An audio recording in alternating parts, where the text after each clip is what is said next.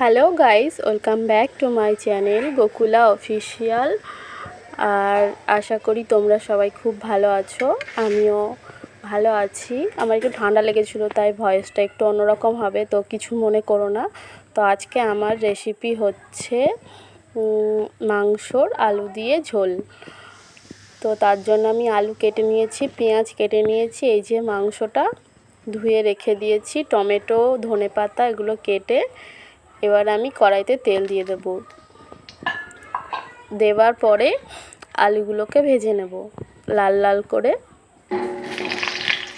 আর অনেকেই কমেন্ট করতে পারো যে তুমি এত কম তেল দাও কেন, তো আমি একটু কম তেলেই রান্না করার চেষ্টা করি, তো অনেক সময় আবার বেশিও হয়ে যায়। এবার আমি আলুগুলোকে ভেজে নেব, ঠিক আছে? তো আলুগুলো ভাজা হোক ততক্ষণে।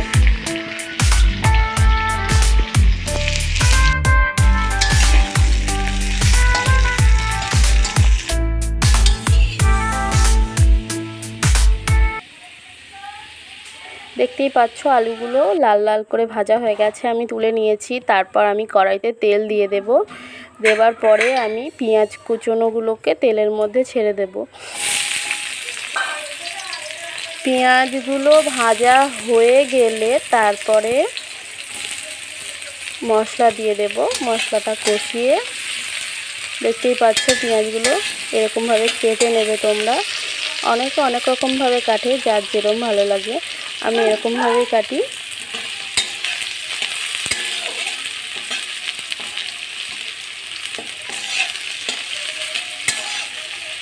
দেখতেই পাচ্ছ পেঁয়াজগুলো ভাজা হচ্ছে। এই যে পেঁয়াজ ভাজা হয়ে গেছে, আমি একটু নুন দিয়ে দিয়েছিলাম, নুন দিলে তাড়াতাড়ি পেঁয়াজগুলো ভাজা হয়ে যায়।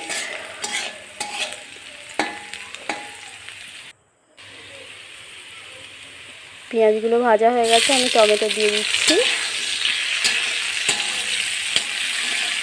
টমেটোগুলো হালকা নরম হয়ে গেলে, এই পর্যায়ে তোমরা অনেকেই আছো যারা শুকনো লঙ্কা তেজপাতা এগুলো ফোড়নে কিংবা গরম মশলা এলাচ দারচিনি এগুলোকে ফোড়ন দিতে পারো। আমি দিইনি, আমার পছন্দ নয় বলে আমি দিই না। এই যে মশলাটা দেওয়া হয়ে গেছে, মশলাটা কষিয়ে নেব।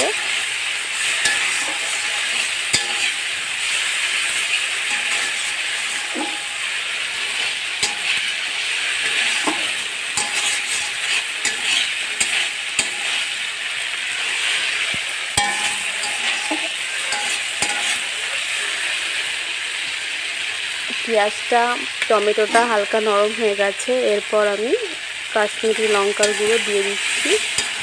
অল্পই দিয়েছি, অল্পই মাংস, বেশি না, তাই জন্য অল্প অল্পই মশলা দিচ্ছি। এরপর মাংসগুলো দিয়ে দেব।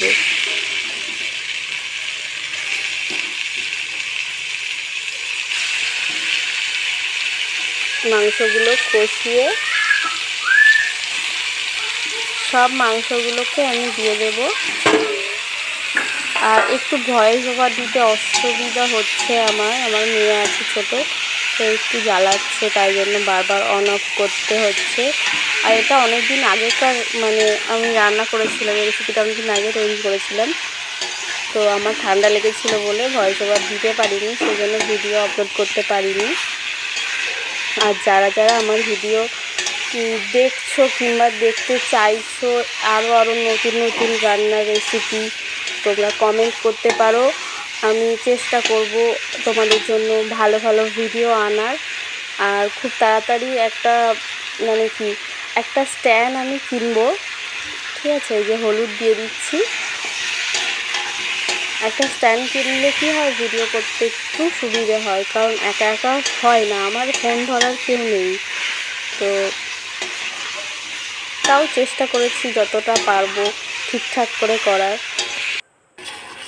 এই যে মাংসটা কষাচ্ছি আমি, মাংসটা কষানো হয়ে গেলে, আর অল্প অল্প করে জল দিয়ে কষাতেই পারো তোমরা, তাতে কোনো রকম অসুবিধা হবে না। আমি দিই, অনেকেই আছে দেয় না, পুরোটা এমনি তেলেতেই কষিয়ে ফেলে, আমি পারি না ওরকমভাবে। আর এরকমভাবে অল্প অল্প জল দিয়ে কষালে টেস্টিও হয়। দেখতেই পাচ্ছ কত সুন্দর লাগছে। আর কারা কারা তোমরা মুরগির মাংস খেতে ভালোবাসো একটু প্লিজ কমেন্ট করো। আমি অল্প অল্প করে জল দিচ্ছি, দিয়ে কষিয়ে পুরো রান্নাটা করব।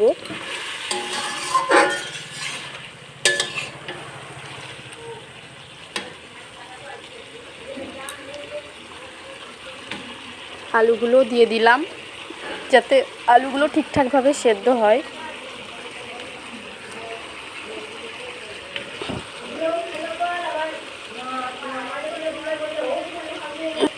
দেখতেই পাচ্ছ আলুগুলো আমার দেওয়া হয়ে গেছে। এরপর তরকারিটা একটু নেড়ে দেবো। হ্যাঁ, আমি সঙ্গে দুটো কাঁচা লঙ্কা দিয়ে দিচ্ছি আমাদের বাড়ির গাছে। থালার পাশে করে কেটে কেটে তারপরে দিচ্ছি।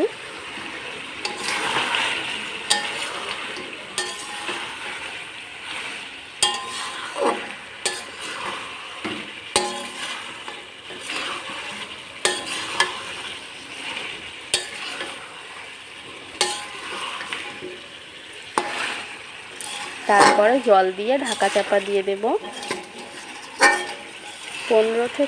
10 থেকে 15 মিনিট রান্না করলেই গ্যাস কমিয়ে, হ্যাঁ আমি ধনেপাতাটাও দিয়ে দিলাম, কারণ আমার মানে নাবানোর সময় দিলে ধনেপাতার গন্ধটা একটু বেশি লাগে, তো আমার সেটা ভালো লাগে না খেতে, তো তাই জন্য আমি এরকম করে দিচ্ছি। যাদের ধনেপাতার গন্ধ পছন্দ না তারা আগে দিতে পারো, আর আগে দিলে গন্ধটা অতটাও বেরোয় না, কিন্তু টেস্টটা ভালো লাগে খেতে, হালকা গন্ধটা থাকে। এই যে জল দিয়ে আমি ঢাকা দিয়ে দেব।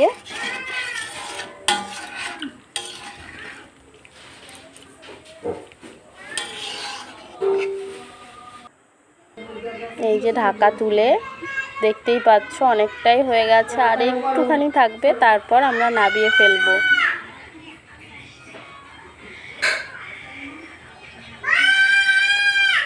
কেউ যদি মা ডাকটা শুনে থাকো কিছু মনে করো না, আমার মেয়ে পেন্সিলের জন্য আমায় ডাকছে।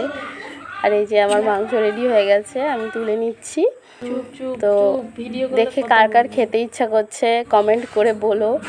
আর যারা রান্না করতে পারো তারা অবশ্যই এটা একবার চেষ্টা করো, আর যারা পারো না তারাও দেখে দেখে করার চেষ্টা করো।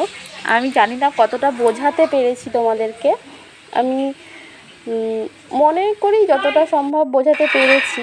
আর এই যে ফাইনাল লুক কেমন লাগছে দেখতে পাচ্ছ, ধনেপাতা দিয়ে আমি ডেকোরেশন করেছি। আর এগুলো না শুকনো না, মানে কাঁচা লঙ্কা পেকে গেছে, সেগুলো কত সুন্দর চেরি চেরি লাগছে, তাই তো। Thank you for watching.